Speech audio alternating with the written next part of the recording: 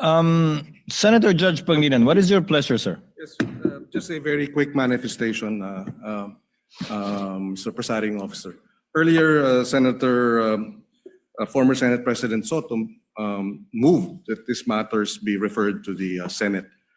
This is precedent actually. During the Estrada impeachment trial, the father of Senator Cayetano, Alan, Senator Rene Cayetano, made a manifestation regarding a case that was supposedly being prepared, a criminal case to be filed against him. It was raised in the impeachment court, but ultimately the impeachment court agreed that the manifestation was referred to the Senate as a legislative body. So there is precedent for this. Yes, the court allowed then Senator Rene Cayetano to make his manifestation, but eventually it was resolved that the matter be referred to the Senate as a legislative body. So we share. We move for the previous. Yes, we move. We call for the previous question, Mr. President. Senator Judge Cayetano. I think the presiding officer ruled that we will take it up later on, but if Senator Judge Pangilinan will insist, then I have to object on a point of order. Rule 6 says, the last part, the provisions of the rules of the Senate and the revised rules of court shall apply suppletory whenever applicable. And in the rules of the Senate, whenever the senator feels threatened or anything happens, whether pinatayan ng aircon, whether may nakatutok na barel or sinaran ng pinto, he can rise on a point of personal and collective privilege. We didn't do that para umikli. Now, if we're going to argue today rather than ask them about due process with a simple manifestation from Senator Padilla na hindi totoong binabastos o binabaliwala ang ombudsman, registered mail lang kaya hindi pa nadagdag. So, hindi kami ang nagwe-waste ng time. We can have a caucus, we can talk about it. You want to debate that now? With the permission of Senator Judge Pangilinan, to abbreviate the proceedings. May I just, Mr. President, because I was alluded to, Mr. President. May I just very quickly, Mr. President, Rule 6 on... You may proceed, sir. Thank you, Mr. President. Rule 6 of our impeachment rules, Mr. President, which was quoted by Senator Cayetano as being suppletory. Mr. President, that refers to evidence, rulings on evidence in the impeachment trial. It does not refer to privileged speeches. Therefore, the suppletory nature of the rules of court, as well as the Senate rules, refer to matters pertaining to evidence and no other, Mr. President. But in the spirit of liberality, we will allow that. That's precisely why we did not object when he spoke last week. But let us not abuse the liberality of this court, Mr. President. With the permission of Senator Judge Tulfo Erwin, the chair will make a ruling because I believe it is also his position not to prolong this matter in discussing collateral matters not pertaining to the articles of impeachment that we are hearing and trying before the impeachment court. The chair rules that the manifestation of Senator Judge Padilla shall remain in the records. We cite as a precedent the precedent mentioned by Senator Judge Pangilinan, where the speech of the late former Senator Rene Cayetano was not expunged from the record, but referred to the Senate as a legislative body where it may be taken up. I ask the indulgence of the parties to this case. Wala po kasi kaming session. Ito lang po ang pagkakataong nakakapagsalita at nagkikita-kita kami habang recess kami.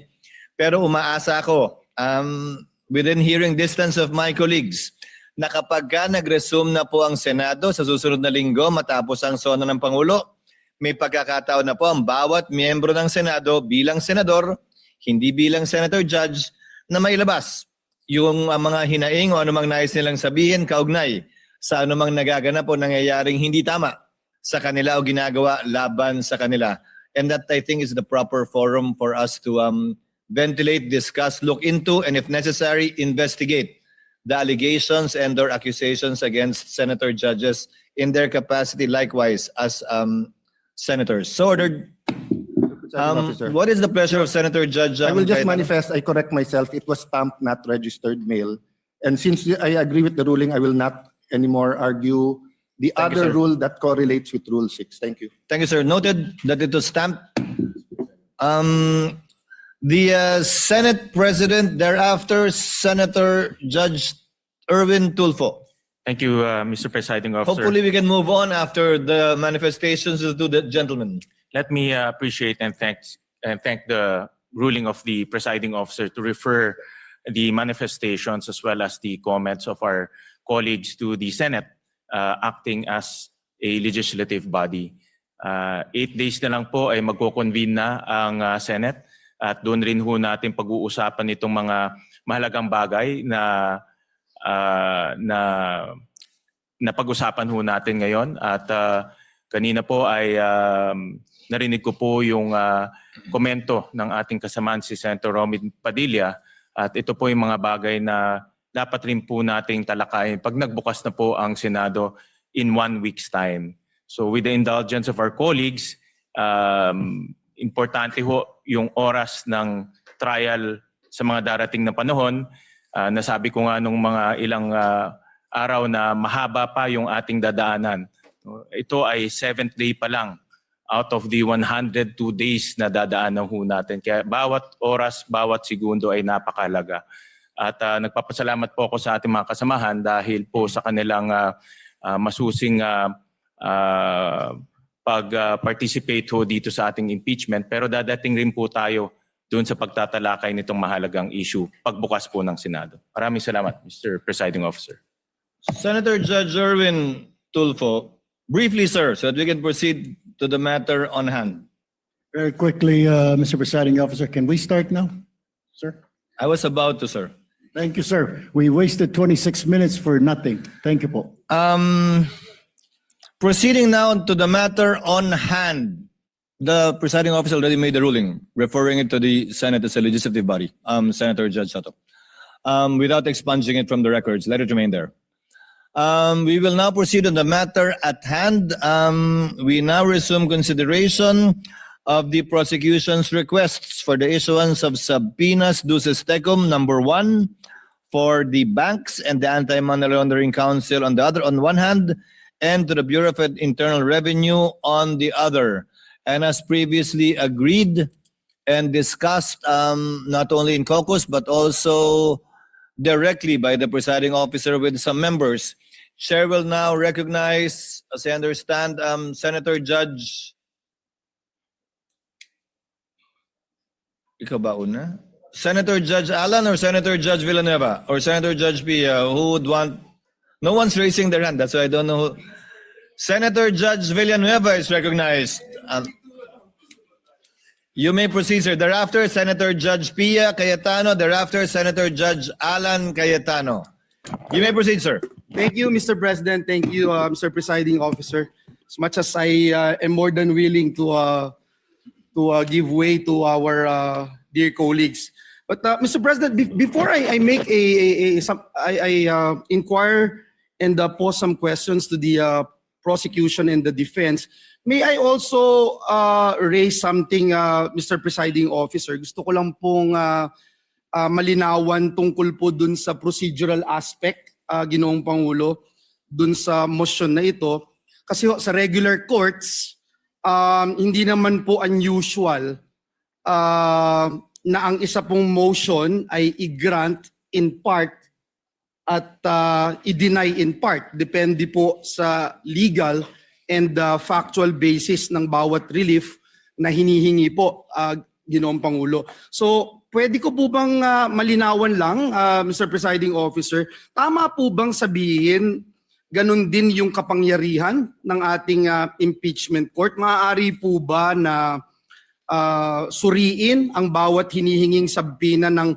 magkahiwalay at magpasya po batay sa legal at factual basis ng bawat isa sa halip po na tratuhin ang buong motion bilang isang all or nothing proposition?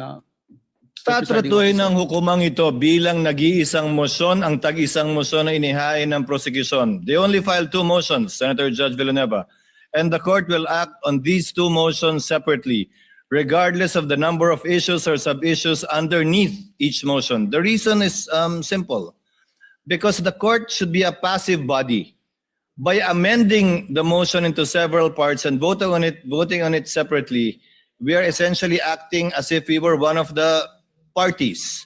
In voting for or against the grant of the motion, we should take into consideration all of the factors that may be raised for or against it. And it may be cited by the Senator Judge in explaining his vote or voting for or against it. Pangalawa po, bilang mga hukom, hindi tayo pwedeng masyadong aktibong makilahok sa paraan ng mga motion which is essentially a relief being asked for by a party sa pamamagitan ng paghahati ng mga motion na yan para pagbotohan ng hiwa-hiwalay. And there is precedent insofar as this position taken by the presiding officer is concerned. In the impeachment of the former Chief Justice, late former Chief Justice Corona, where then Senate President, presiding officer Enrile ruled that the ruling of the chair on motions are indivisible and may only be appealed in toto and not in part. Thank you, Mr. Presiding Officer. And it's clear to me now, despite the fact, Mr. Presiding Officer, Your Honors, that if there would come a time na, for example, sa isang sabina, may sinasabina na sa asawa o sa korporasyon na hindi naman relevant at material doon sa kaso, yun lang po, Ginoong Pangulo, ang ating nagiging reservation tungkol po dito. Ngunit naging malinaw po sa akin na magiging isang desisyon lamang doon sa 2 motion na inihain. Tag-isang desisyon Tag-isa. kada motion, pero pwede, gaya ng nasabi ng kagagalang-galang na hukom na senador, na pwedeng hindi ibigay yung lahat ng korteng ito. Pwedeng iba lamang, parte lamang, at hindi eksakto ng hiningi niya. Pero yun ang Pwede. pagpapasyan na bilang isang nag-iisang motion. Marami pong salamat. Naging mas malinaw po sa kinatawan na ito ang ruling ng ating presiding officer. May I start raising some questions, Mr. President, Mr. Presiding Officer, to the 2 parties, Mr. Presiding Officer, just for the guidance of the court, and I think it's important that we distinguish between 2 separate procedural questions. Una, kung dapat po bang i-produce ang hinihinging records, at pangalawa, kung ang mga records na iyon ay magiging admissible, at kung anong evidentiary weight ang dapat ibigay sa kanila. So let me start by asking our lead prosecutor, Congressman, to our dear Congressman, would it be correct, sir, to say that the issuance of a subpoena merely compels the production of records and does not by itself amount to a ruling that those records are admissible, relevant, or entitled to evidentiary weight, Your Honor? Before the member of the panel for prosecutors answers, he's not the lead prosecutor. The sorry. question is addressed to the Honorable Representative Chel Jokno, who is a member of who is part of the panel of prosecutors who will be answering your questions. And for the record, too, on the part of the respondent, I think it's Attorney Poa who will be answering. That's correct. Thank Your you. So that we Mr. don't need to President. identify each one each time anymore for the record. Thank you. The Honorable Jokno may respond to the question of Senator Judge Villanueva. You may proceed, sir, when you're ready.